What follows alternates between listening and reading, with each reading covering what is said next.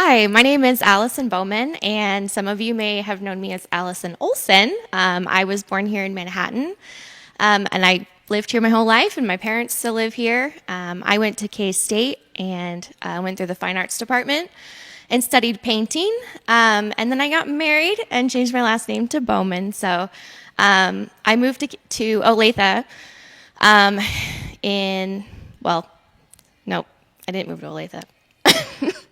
I moved to the Kansas City area in December of 2017 after 3 years of working at this gallery. So I used to work here with Amy and Alan and Kevin and Mary and their cool dog, Matey. And I learned a lot about art, and it helped me through my career as an artist, starting out, learning what to do, what not to do. So when I was at K-State, I had started getting into plants, painting plants, which it was kind of a weird transition. In my intermediate oil painting class, I had started out doing self-portraits, which was not a good idea because I'm not good at self-portraits. So I was painting myself a lot, but one thing that I always put in the background of my paintings were plants. And then I realized that I didn't want to paint my face anymore. I just wanted to paint the plants in the background because I wasn't showing emotion through my face. I was showing them through everything else. So then I started making plants the focus, and they started out really abstract and very colorful. And the main theme behind my artwork is bringing awareness to mental health and mental illness and issues and stigmas in society. So they kind of stemmed out of my own struggles with mental health and anxiety and depression throughout college. This was the thing. These were the paintings were the thing that kind of got me through. That cliche, they were my therapy. It's true. I painted a lot, and that's kind of what got me through college and after that. And then I moved to Kansas City, like I said earlier. I moved to Overland Park with my husband. We were just engaged and started working at a gallery, which didn't end up working out for me career-wise. So I started teaching art at a local community center, which was really fun and not something that I had thought about ever doing, but I'm glad I did. And through that, I learned a lot about process over product. So a lot of my artwork is about the process of painting and thinking about how it makes you feel when you are painting, and then whatever happens in the end happens. So I paint very intuitively. I don't have an idea when I start painting. I typically think, this one's going to be a blue painting, and then kind of go from there. So a lot of my paintings, you'll see sort of a analogous color scheme where it's not a lot of complementary colors. It's very same side of the color wheel.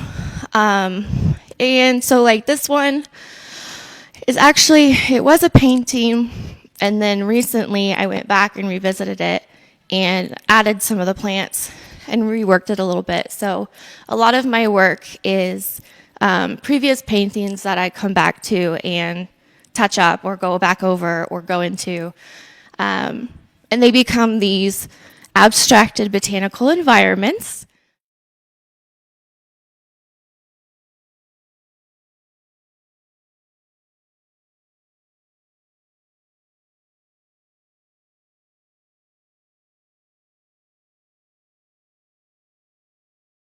My paintings, I call them abstracted botanical environments. And you can see in most of these paintings here that they typically have a pretty analogous color scheme, which just means that the colors in them are all on the same side of the color wheel. So a lot of like blue, green, yellow, or red, pink, orange, that kind of thing.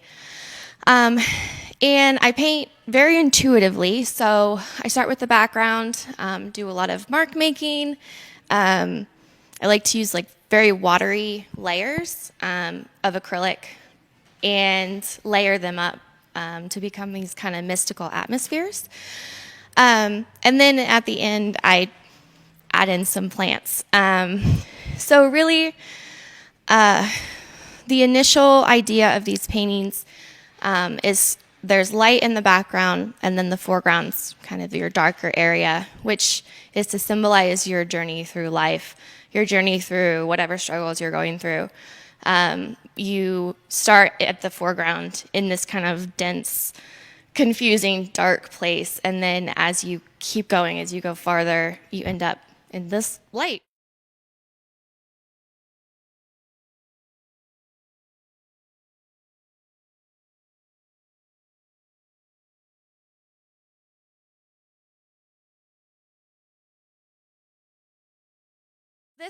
This painting is called Nature Imbued, and this one is kind of different than the other ones that I've painted before because I actually used variegated monstera as my subject, which I've never done before. Usually they're just green plants. And this one I painted when I was teaching art at that community cultural center that I was talking about. It's called the Johnson County Arts and Heritage Center in Overland Park.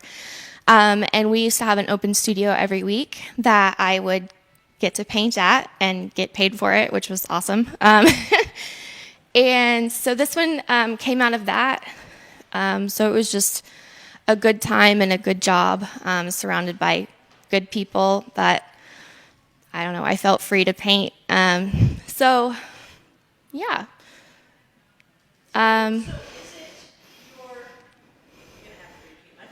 Yeah. Is it your favorite painting because of where you were? Oh, You okay. made it, or is it your favorite painting because you just really like the product in the end? Okay.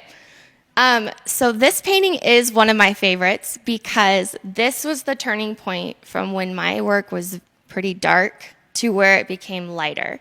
So that was a big turning point in my life, personally, where I kind of came out of this cloud or this haze or whatever you want to call it. And, you know, things were looking good and looking better. And so my art started to reflect that. And a lot of my work now is brighter, kind of happier work. So it really, my paintings really reflect me as a person and my personality.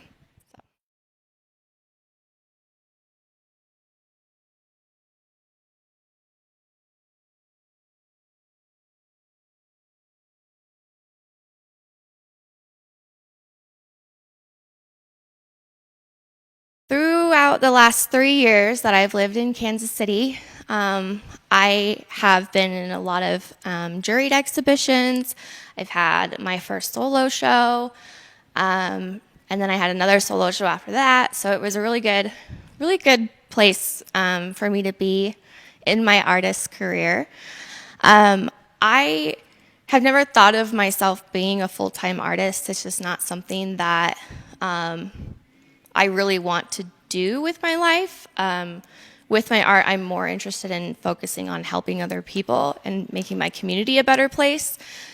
So, along with my paintings, which I do part-time, I work for the Arts Council of Johnson County, in Johnson County. And we're a nonprofit that advocates for the arts in our community.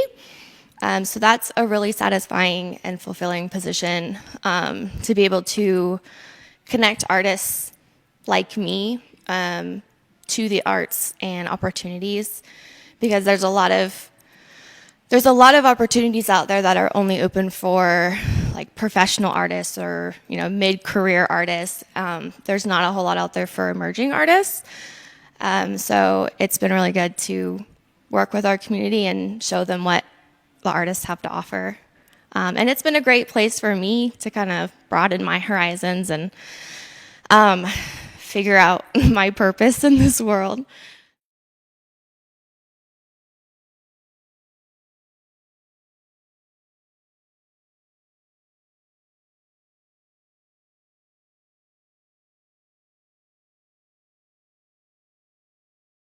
My paintings are inspired by a lot of different things, not just my journey with, you know, mental illness and anxiety and all that stuff. They're also inspired by different artists that I have worked with over the years, especially ones here at the gallery.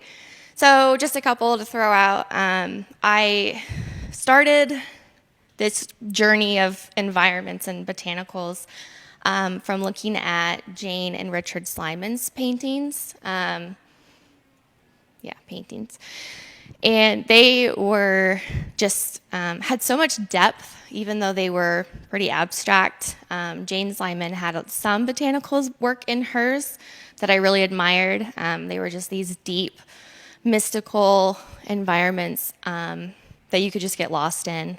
I also really admire Kristen Gehring, her work. She had an artist talk here a month or so ago. And her work is just really colorful, and she just has a really great personality and is awesome to be around. And that reflects through her work too. So she's a really, really great painter. I also really love Diana Wirtz's work. She paints a lot of prairie plants, prairie environment, and she does some abstract work, which I really admire. And last but not least, Annie Helmerich Louder. Her work is phenomenal, and I actually got to buy one of her pieces, which was really special. So a lot of female artists inspire me. When I was in college, I was really inspired by Joan Mitchell's work, just her mark making and her colors and how free she was when she painted. And her work is actually what pushed me to go larger scale. So now that these aren't the biggest that I've ever done, but now that I've gone larger, it's kind of hard to paint small again. Going large is kind of this satisfying, like larger than life. You can literally almost step into the painting and get lost in it.